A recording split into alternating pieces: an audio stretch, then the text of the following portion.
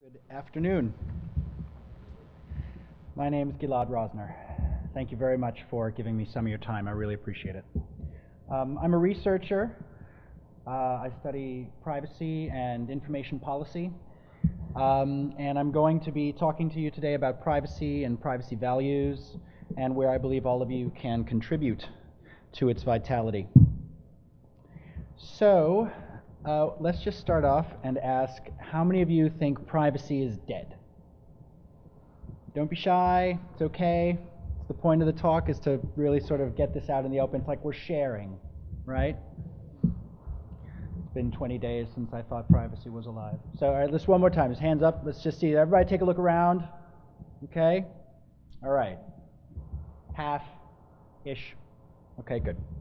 So, for those of you who believe that privacy is dead, and for those of you who speak with people who believe that privacy is dead, I'm going to flash a few questions up on the screen, and I want you to look at them and think about how you feel about being posed these questions individually, and how you would feel if your family members or children were posed these questions now or in the future. Okay?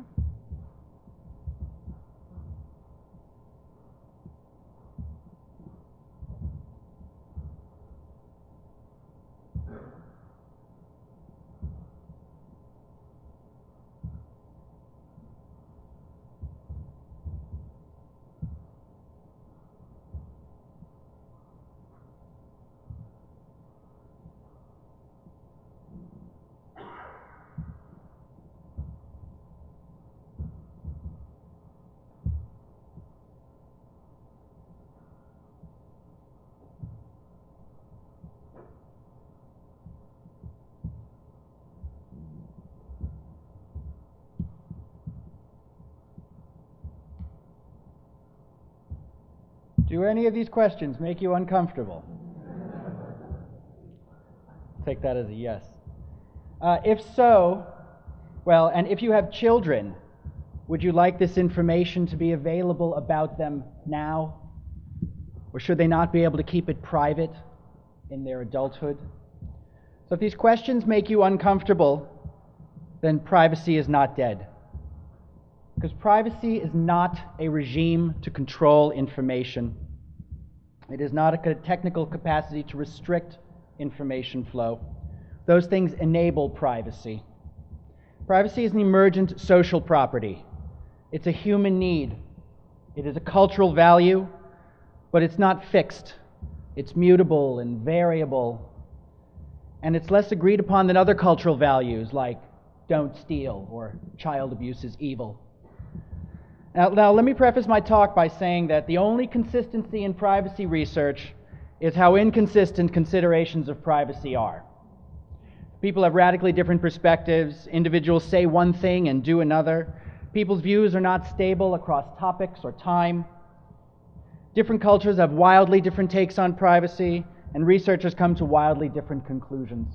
So everything I say today is up for debate, and I will certainly not be able to supply you with an all-encompassing view of the subject.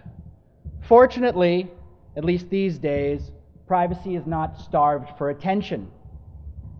But why is that? Why?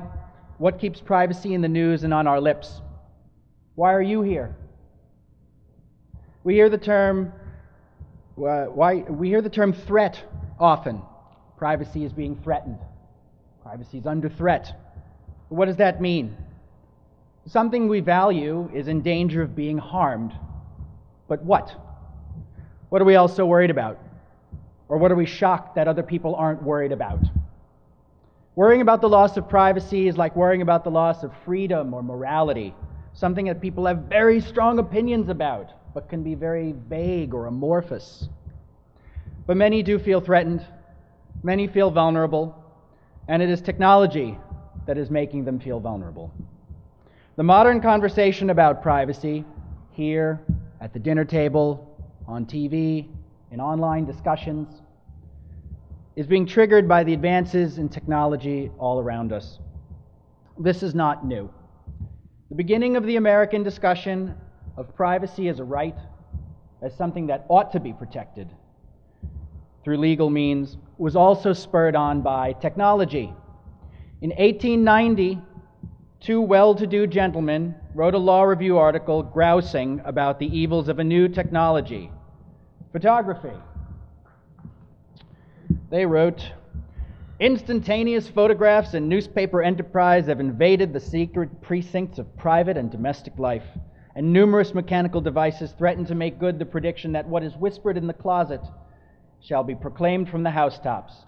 The press is overstepping in every direction the obvious bounds of propriety and decency. The intensity and complexity of life have rendered necessary some retreat from the world, and man, under the refining influence of culture, has become more sensitive to publicity, so that solitude and privacy have become more essential to the individual."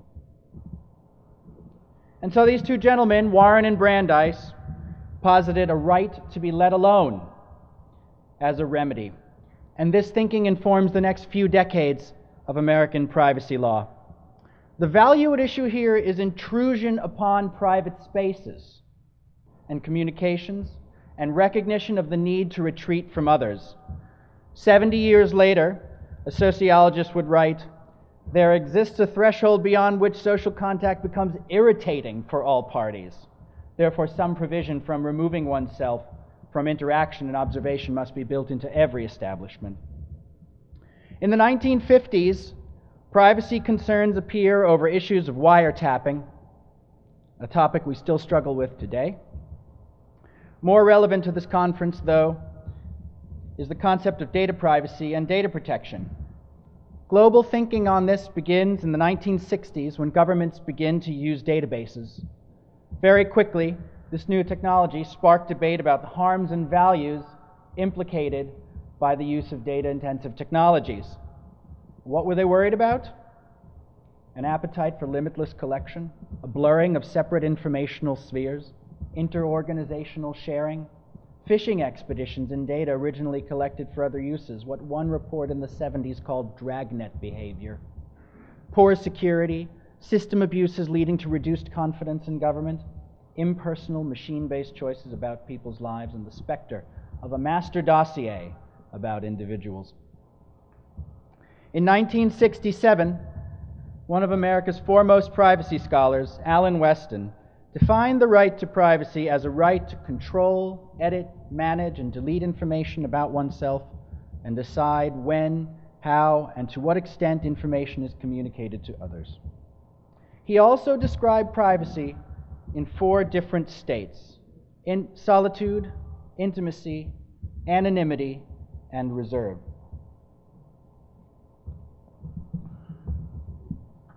Importantly, he linked privacy and freedom, arguing that privacy is a necessary condition for a healthy democracy. This argument later appears in Europe, but is ultimately lost in most subsequent American discussions of privacy. By 1970, the world's first data protection law appears in the German state of Hesse. And around the world, similar thinking converges, though ultimately not similar policy. In the early 1970s in the United States, a special government committee is formed to analyze the harms that might arise from automated personal data systems. Please indulge me and let me read you a somewhat lengthy passage. The central issue of concern is the record-keeping practices of the government and private agencies that deal with personal information about people. While not all such records are maintained by computer, those that are become of a special concern because the concentration of information within computer files in one location and the access to such files through remote access terminals tend to magnify the opportunities for misuse of personal information. Relative to the totality of the record-keeping systems that surround each of us today, any one individual finds himself at a significant disadvantage to affect the content of the records or to limit their usage. Most of us have suffered at least the annoyance of having to cope with a computer-based system that, outwardly at least, appears not to care how it has mistreated us, or worse, has given false impression or subjected us to harassment. It is of course true that the computer per se is not the culprit. Rather, the system designers have, for whatever reasons, seen fit not to create humane systems that are considerate of the data subjects about whom information is held. Now, this thinking informs the Privacy Act of 1974, the only omnibus piece of privacy legislation in the United States. All other major pieces are sectoral. Also, the Privacy Act of 1974 only applies to the government. It does not apply to the private sector. The committee report I just read from also envisioned a set of fair information principles. Their recommendations were ultimately absorbed into the Privacy Act of 1974 and are expressed as these following principles.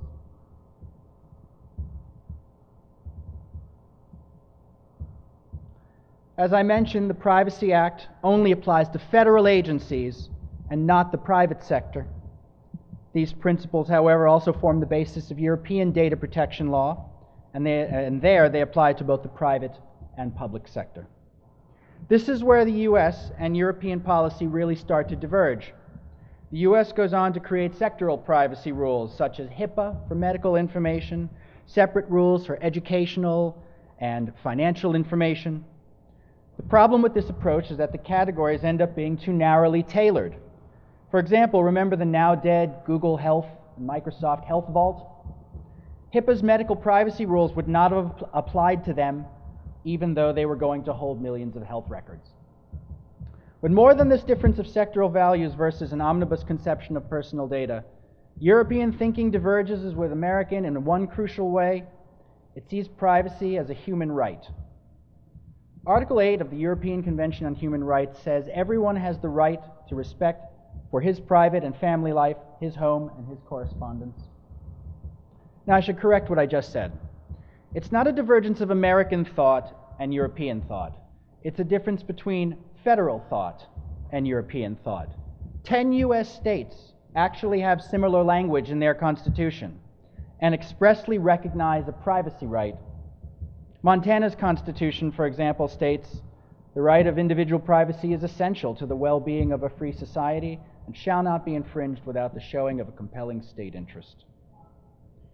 There's one other element of European data protection thinking I'd like to highlight, one more piece of history. In 1982, the German government announced it was going to do a census of the German people. This triggered an uproar for a number of reasons, including fear of an informationally intrusive state. Such was the hue and cry that a constitutional court, one of the most powerful courts in Germany, investigated the plan. They found that there wasn't a problem with the census per se, but that the state had demonstrated insufficient attention to safeguarding the data that they would collect. And from this case, the court created a right of informational self-determination, which is the authority of the individual to decide for himself on the basis of the idea of self-determination when and within what limits information about his private life should be communicated to others. Does this look familiar? Here's Alan Weston's definition for 1968. Control, edit, manage, and delete information about oneself and decide when, how, and to what extent information is communicated to others. The right of informational self-determination is predicated on two things. First, providing individuals with the capacity to know about and to act upon information about them. Without them, an individual cannot freely plan or decide elements of his or her life. The court reasoned, if someone cannot predict with sufficient certainty which information about himself is known to a social milieu and cannot estimate sufficiently the knowledge of parties to whom communication may be possibly made, he is crucially inhibited in his freedom to plan or to decide freely without being subject to any pressure or influence. Correspondingly, the court believed that citizens must also be aware when information is being collected about them, lest they alter their behavior for fear of being watched. The second focus of this right is the protection of democratic society. The court felt that individuals who cannot fully develop their own personalities and determine their own fates cannot fully contribute to the democratic processes. Data protection rules thereby preserve the democratic state and our state's obligations to its citizens. Two scholars wrote that data protection is a precondition for an unbiased participation in the political processes of the state.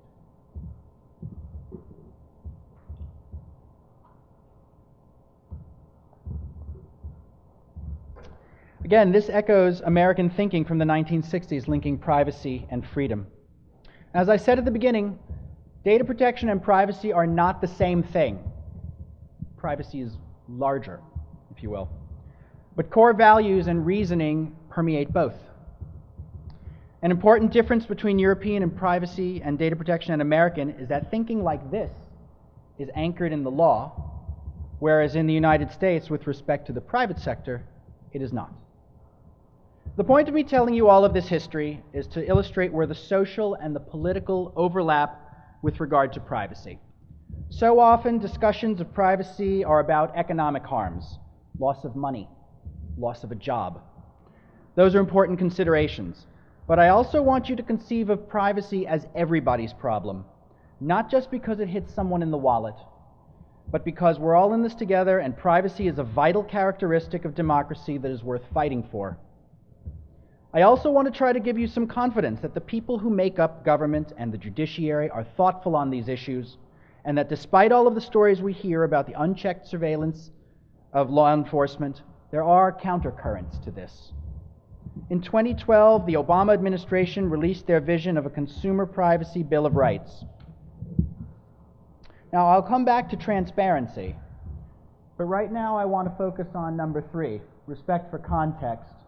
Consumers have a right to expect that companies will collect, use, and disclose personal data in ways that are consistent with the context in which consumers provide the data. A right to expect that. This idea, a lot of privacy thinking over the last few years has been focused on this idea, trying to get us out of thinking about public versus private information, the public-private dichotomy. You've probably heard an argument that goes something like this. If you didn't want your information out there, you shouldn't have gone online. You shouldn't have put it in an electronic form, etc., etc. But is that how we behave in the physical world? Do you tell all your friends and family the same thing? Or even in the electronic world, should your accountant see your medical records or your doctors see your tax records? No. Information lives in different spheres of our lives, and it's a natural social trait to break up our informational lives this way. And what about in the world of analytics? Do you not often combine data sources that were collected separately and in different contexts? When you draw inferences from that combined data, are the inferences private? Are they public?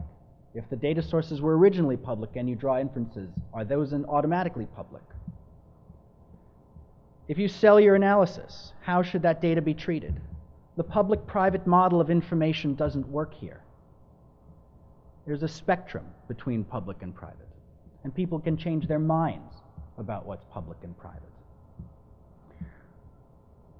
Rule systems like laws and policies are a way to constrain and shape behavior. The Obama administration's Consumer Privacy Bill of Rights is aspirational policy. It has no teeth. It is not law. No one will come after you if you don't do it. But behavior is not just shaped by law. It is far from it. The way we behave is influenced by many, many factors. Government not only constrains, it also encourages. Putting respect for context in this Bill of Rights is a way to get us to think differently about the new informational world we're creating and living in. You may also have heard the argument that we own our data, or that we should. Simply put, we don't. We can't. Personal data is not something like a car or a house or a song that we wrote. Think of all the personal data that you collect in your work. Some of it was volunteered, some of it was not, some of it is inferred. The law protects the creative, intangible products of our minds, but not facts about us. The concept of data ownership is popular because it reflects the vulnerability that we feel. But it's not ownership that we want, it's control. It's the control that ownership affords. But ownership is a dead end. Owning data like you own your phone or your laptop will not happen.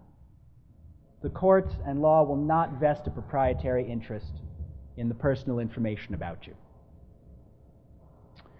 Control, on the other hand, derives from different sources, rights and system architectures being two important ones. In the mid-1990s, the term privacy by design appears.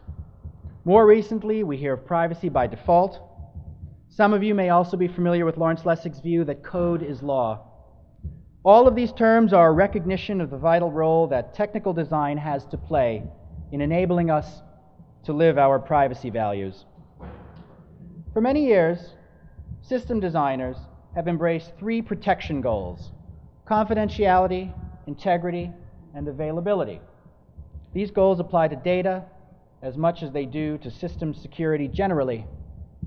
In recent years, German data protection practitioners have been championing a parallel set of three privacy goals: transparency, unlinkability, and intervenability.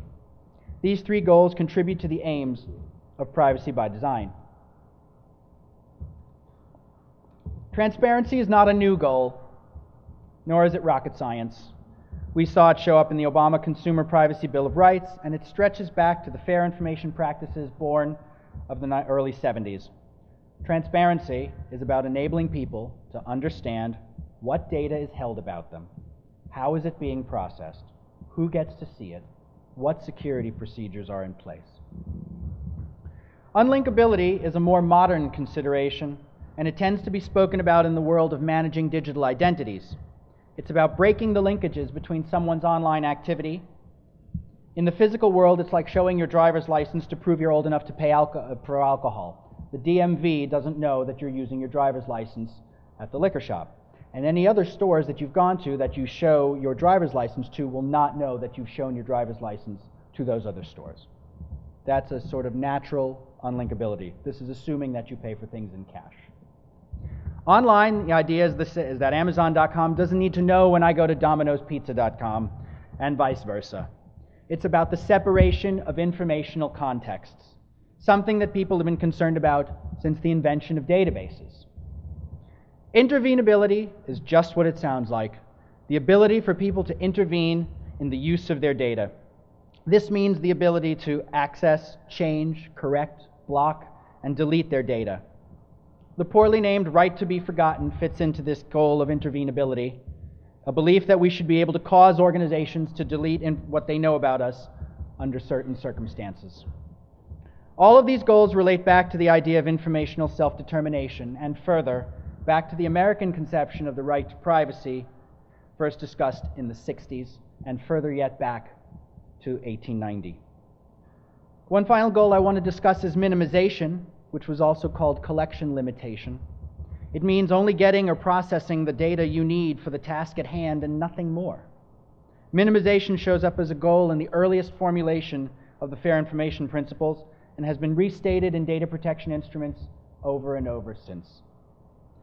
These privacy by design goals inherit the last 120 years of privacy thinking. They are a complement to law, policy, and regulation. An essential requirement of regulation is enforcement. This is where data protection falls down. It's very hard to police obvious online crimes like theft. Look at content pirating as an example. Still, the principles that underlie the law are important, valuable, and sound. And we need to throw everything at it. The loss of privacy is society's problem. That means policy, it means discourse, it means technology, and it means choices. This is where you come in.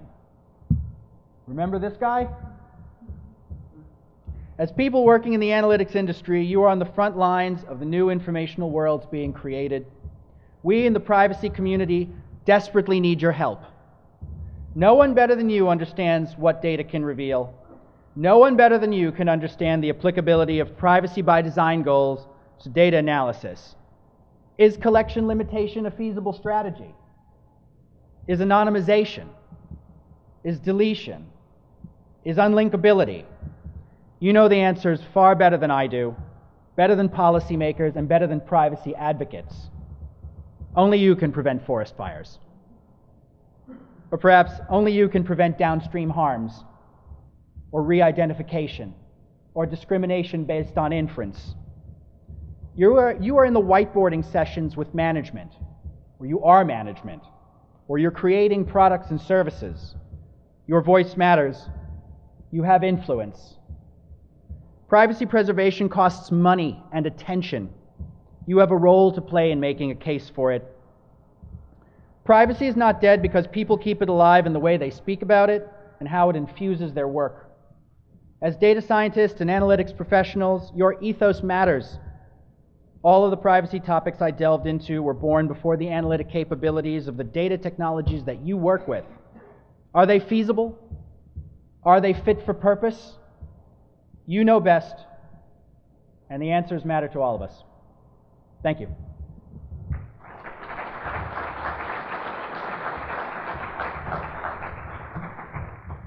I'm happy to take any questions.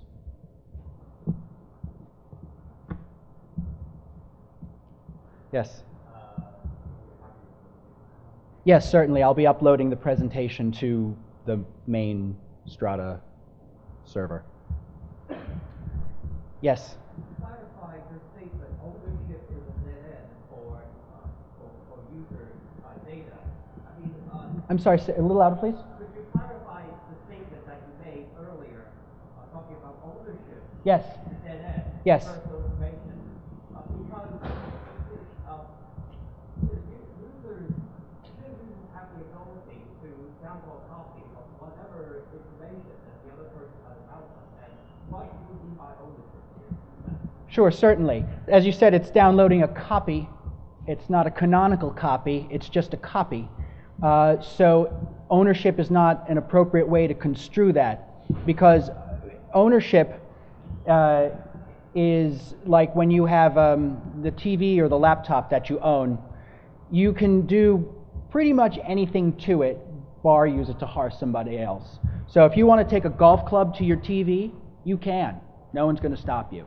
If you want to do that with your laptop, you can do that. If you want to, incinerate it and make it completely disappear from the earth, you can do that. You can prevent other people from using it. You cannot do those types of things with infinitely copyable data, especially when that data is generated by others or lives on servers that you don't have access to. The classic idea of ownership is, owning things in our lives. And then when we move to intangibles like songs and performance rights, then you get into the world of intellectual property and contracts. But again, because those are infinitely copyable, they have to be constrained in these indirect ways. That's not available to us for data because the law and policy don't recognize proprietary interests in facts. It doesn't trigger protection. So we need to look to other structures and mechanisms to be able to affect what we really want out of it, which is control, some control. There's a belief, and this is part of a political belief, that we have some rights in this because it's about us. Because it doesn't have to be that way, but fortunately that is a way that we choose and a way that's been built in to the U.S. and a number of other countries. Right, and the issue I want to point out, is that in the early days of along Web 2.0, going way back, of applications, that the user is submitting data to whatever service provider, whether it's Facebook or other kind of user company, you couldn't download it until like very recently, past 2-3 years or so, that you could get a data dump. Mm-hmm. Same with all the institutional information, healthcare information, that you have to go to the office and request a paper copy of the transcript. It's very tough for people to get out the data once it's in. So that was the question that was so concerned, Steve, about leading on to. Sure. No, I very much support it. So the intervenability idea, it implies that ability to download a copy. In Europe, they have something called the subject access request, which says that if you hold data, somebody asks for it, you must divulge the data within 40 days, and you can charge a reasonable amount. We don't have that here. It's coming into existence because of ethos. And if you want to say because it makes your company look more competitive, fine. But Facebook puts that little tiny little link on one page that says download here. And you click that, and it's like an 8-point font. It's hard to read, but you can download that, and that's awesome.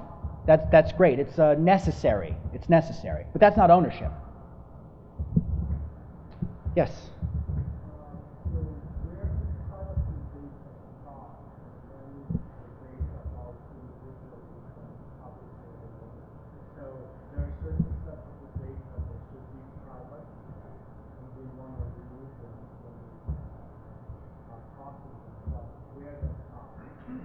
So, so societies make choices based on data categories, actually. So in the U.S., the way that we restrain the exposure of financial information is different than the way that we restrain medical information. So those two tend to be categories that you see in Europe and in the United States that are somewhat privileged, that, you know, financial information is special, medical information is special, psychiatric and psychological information is extra special. Your search habits are not.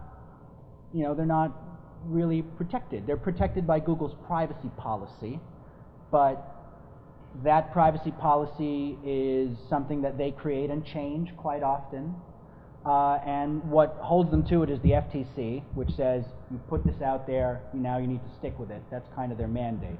But so the choice about what information is able to be more easily dropped into the public or less is a kind of shifting set of choices.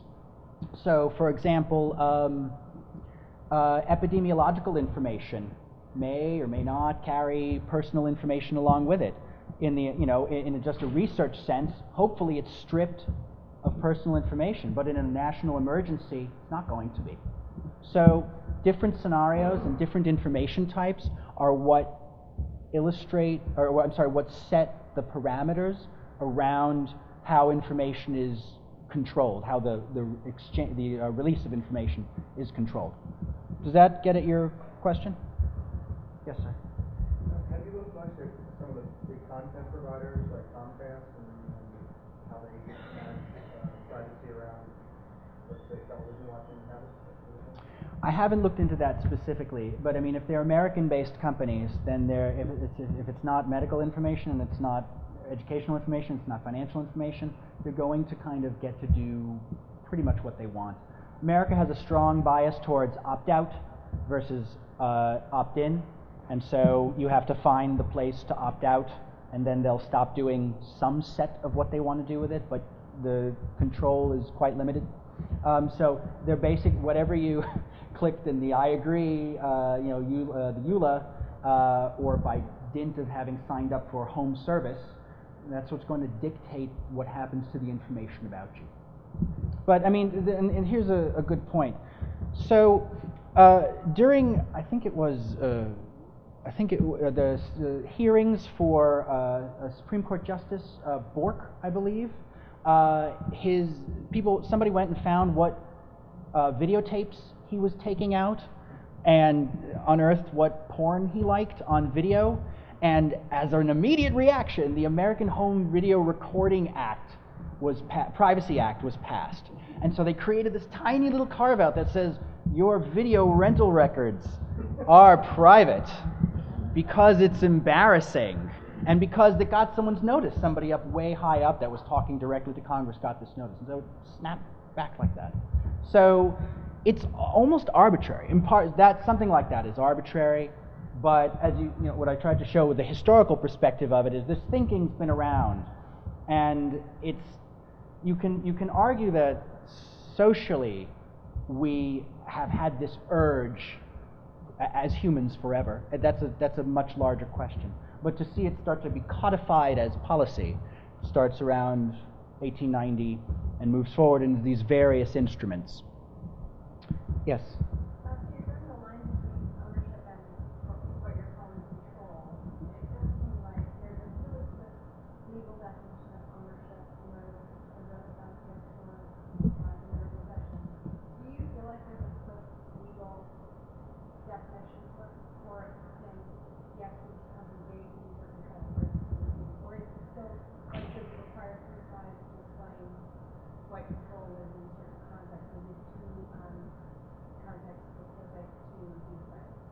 I think so. I think it is too context specific to be crisp, because. Like, how will our law ever deal with it and address it? So one answer is the same way that the law deals with other amorphous issues of this nature. So environmental protection. At the congressional level, they said, protect the environment. It's important. And so the Environmental Protection Act.